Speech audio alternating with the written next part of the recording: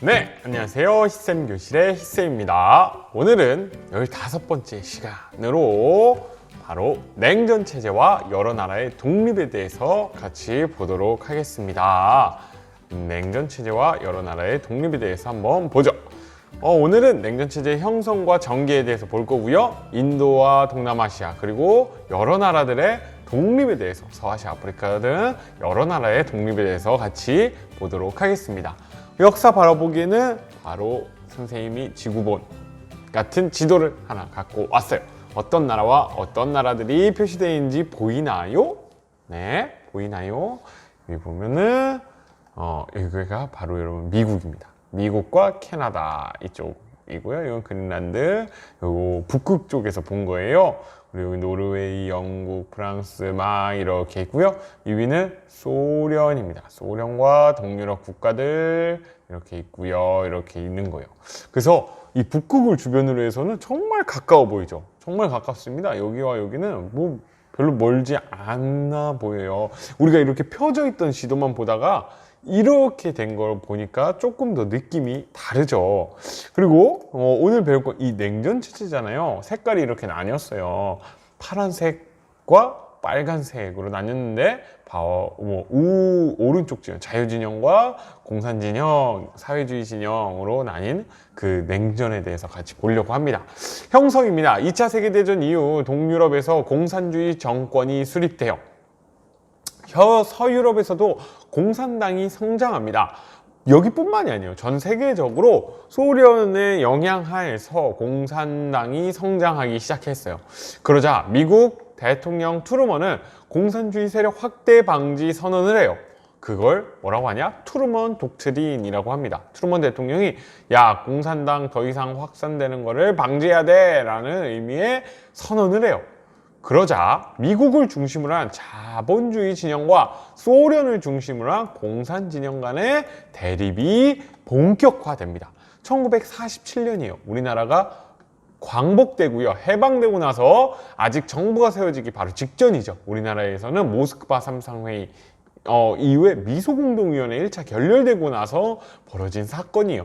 이것 때문에 우리나라 영향도 당연히 있었다라는 거 한국사 시간에도 여러분들 배울 거예요. 그래서 자본주의 진영의 대표는 미국이죠. 공산주의 진영의 대표는 바로 소련입니다. 소련. 그러면서 경제 원조를 하는데 기억하면 좋아요. 마셜 계획이라는 걸 합니다. 영어로는 마셜 플랜이겠죠. 이 마셜 플랜을 미국이 경제 원조를 해요. 전쟁을 통해서 유럽이 어마어마하게 경제가 하락했겠죠. 그래서 미국이 전쟁 동안에 벌어들인 이 경제적 이익을 유럽에 쏟아붓기 시작해요. 왜냐? 그렇지 않으면 공산 정권으로 붕괴될 확률이 높았었기 때문이에요. 미국이 판단하기에 나라가 경제적으로 위급하면 다 같이 잘 먹고 잘 살자는 그 공산주의 사회주의 사상이 성립되기 쉽고, 그러한 정권들이 민중들의 지지를 받아서 성립이 되니까 경제적으로 밀어줘야겠다라는 생각으로 마셜 계획을 하고요. 공산주의 진영에서도 동유럽 경제 상호 원조 회의 같은 것을 해서 경제적으로 보상을 해주고, 군사동맹은 나토와 WTO를 구성하는데, 자본주의는 북대서양 조약기구, 현재도 지금 나토는 계속해서 있고요. 바르샤바 조약기구도 이거는 이제 해체됐지만 어쨌든 이게 이렇게 있었다라는 겁니다.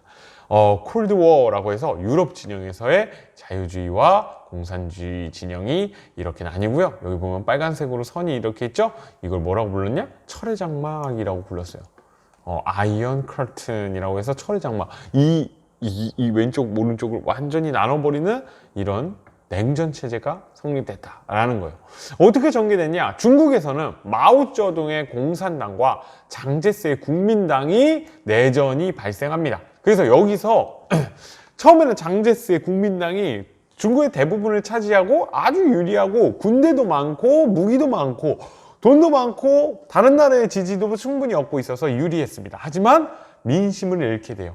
공산당이 승리하게 됩니다. 여러 가지 분석 원인이 있지만 장제스가 국민들의 신뢰를 잃게 되고 부정부패 같은 것들이 국민당 내에 만연해서 공산당 민심을 얻은 공산당이 승리하게 됐다라고 이야기를 하는데, 어찌됐든 여러분들이 지금 잘 알고 있는 중화인민공화국이 수립되게 돼요. 중국 본토에 있던 이 국민당은 타이완 넘버원 할 때 그 타이완 바로 대만으로 쫓겨나게 됩니다. 그래서 지금도 타이완, 이 대만은 자유주의 진영이라고 보시면 돼요. 자본주의 체제 하에서 그런 정권이고요. 중화인민공화국, 여러분들이 잘 아는 그 시진핑이 대표로 있는 그 주석으로 있는 이 중국은요, 사회주의 진영이라고 보시면 됩니다. 우리나라는요, 광복 이후 남북이 분단되고 6.25 전쟁이 발발하고 소련과 중국이 북한을 지원하고 유엔은 남한이 지원했다는 건 이미 한국사에 배웠습니다. 그렇게 우리나라도 역시 이 냉정체제에서 빠질 수 없는 곳이에요. 여기 보면 중국, 여러분들이 흔히 아는 그 중국이 이렇게 본토를 사회주의 진영이, 공산당이 차지하게 되고요. 대만으로 쫓겨나가게 됩니다. 우리나라도 반으로 잘려서요, 이렇게 남한과 북한으로 나뉘게 되죠. 이렇게 사회주의 진영이고, 이렇게 자유주의 진영이라고 보시면 되겠습니다. 그러면 냉전체제 전개에서 베트남은요, 미국의 지원을 받은 남쪽 자본주의 정권, 다른 뒤로 갈까요? 베트남은 여기에 있어요. 이게 베트남인데 동남아시아에 끼다랗게 돼 있죠? 이것도 역시 반으로 나뉘어요. 그래서 북베트남과 남베트남으로 나뉘는데, 남쪽이 우리나라처럼 자본주의 진영이고 북쪽이 사회주의 진영이에요. 공산주의 진영이었어요. 그러자 남쪽은 자본주의 정권, 소련의 지원을 받은 북쪽의 공산주의 정권이 대립하면서 베트남 전쟁이 발발하게 됩니다. 이 베트남 전쟁은 우리나라도 파병을 하죠. 기억이 나실 거예요. 근데 여기서 미국이 지게 되죠. 어찌됐든 냉전체제에 아주 핫하게, 핫워, 진짜로 뜨거운 전쟁이 벌어진 건 6.25, 우리나라와 베트남, 이 베트남 전쟁이라고 보시면 됩니다. 독일에서는 동독과 서독으로 분단이 돼요. 그래서 동독은 공산주의, 서독은 자본주의 진영으로 나뉘고요. 동독이 베를린 장벽이라는 걸 설치합니다. 베를린 장벽 들어봤나요? 네, 베를린의 가운데에 동독과 서독으로 나뉘어져 있는데, 이걸 장벽을 딱 세워서 서로 왕래를 못하도록 했습니다. 그리고 쿠바에서는 소련이 쿠바의 미사일 기지 건설을 시도해요. 정말로 난리가 나는 사건이에요. 쿠바라는 건 미국 바로 턱 밑에 있는 나라예요.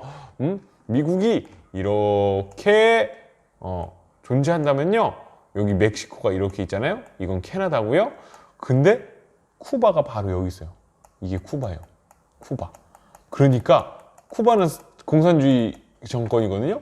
이 쿠바에 미사일 기지를 놓는다는 건 언제든지 미국의 본토를 때릴 수 있다는 얘기죠.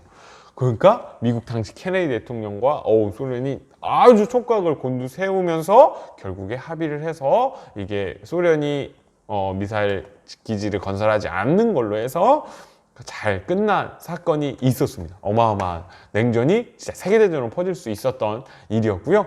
독일을 갖고 왔습니다. 여기 보면 동독과 서독으로 이렇게 나뉘어져 있잖아요. 근데 정말 신기한 건 베를린이 동독에 속해 있어요. 근데 이 베를린 자체도 동서를 나눠버립니다. 그래서 서베를린과 동베를린 이렇게 돼요. 재밌죠? 그래서 서베를린은 서독의 지원을 받기 위해 정말 이 동독의 국경을 지나야 되는 어마어마한 일이 되고요. 나중에는 봉쇄도 합니다. 그래서 서독에서 비행기로 여기에 물자를 떨어뜨리는 일도 있었다. 그래서 이 사이에 베를린 장벽이 설치됐었다라고 보시면 됩니다. 인도와 동남아시아 여러 나라의 독립에 대해서 볼 거예요. 2차 세계대전 이후에 영국으로부터 인도가 독립하게 돼요. 종교 대립으로, 여기도 가슴 아프죠? 인도와 파키스탄으로 분리 독립합니다. 여러분들이 지금 아는 인도는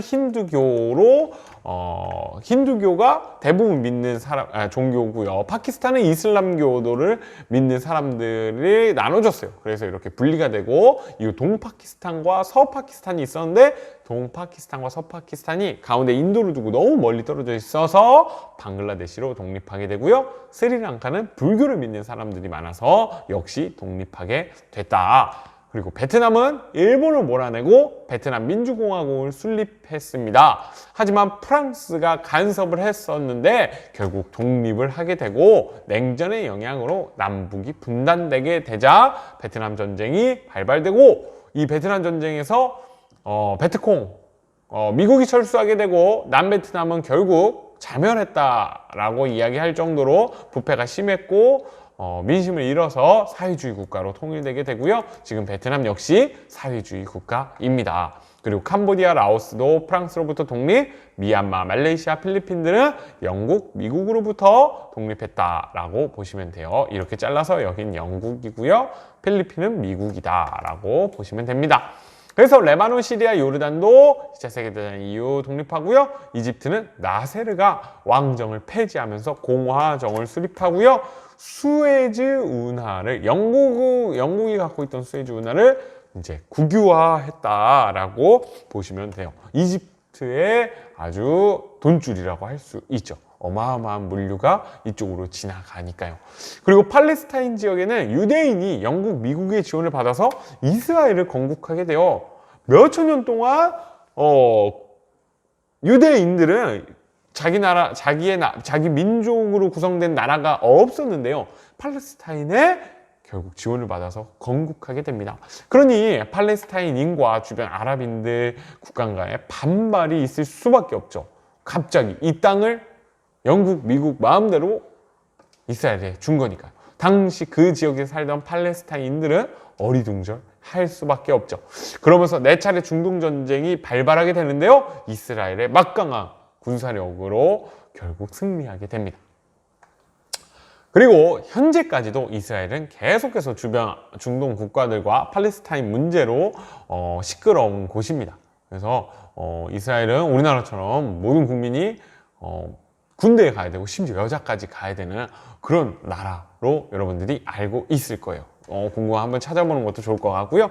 아프리카는 리비아를 시작으로 여러 나라가 독립하면서 1960년을 아프리카의 해라고 부를 정도로 많은 나라들이 독립합니다. 하지만 지금도 여러분들이 아프리카 하면 뭔가 이미지가 좀 그렇잖아요. 왜냐? 아직도 잦은 영토 분쟁과 빈곤, 기아, 부족 간의 대립으로 어려움을 겪고 있는데요. 이거는 아프리카 민족들의 문제라고만 볼 수는 없습니다. 왜냐? 그 이전에 식민지를 겪었기 때문에 식민지를 겪는 상황에서 서유럽, 그러니까 여러 열강들의 이익에 따라서 영토를 나눴거든요. 그래서 지도를 보면 아프리카는 신기하게 짝대기로 쫙쫙 영토가 그어져 있잖아요. 다 다른 지역을 그 지형 지분이나 뭐 부족, 민족, 영어, 언어 이런 것들을 고려하지 않고 나눴기 때문에 이런 분쟁들이 없을 수가 없어요. 그래서 너무 가슴 아픈 일이다라고 보시면 됩니다. 네, 여기까지 하면 우리가 냉전에 대해서 시작하는 거에 대해서 배웠어요. 그러면 우리 다음 시간에는 뭘 하냐? 냉전이 어떻게 더 전개되고 어떻게 세계에서 문제가 됐는지에 대해서 같이 보려고 하니까요. 다음 시간에 기대하시면 좋을 것 같아요. 이제 이 냉전의 역사는 우리의 삶과 더욱더 가까워지고 있다라고 기억하시면 좋을 것 같아요. 그럼 다음 시간에 만납시다. 안녕.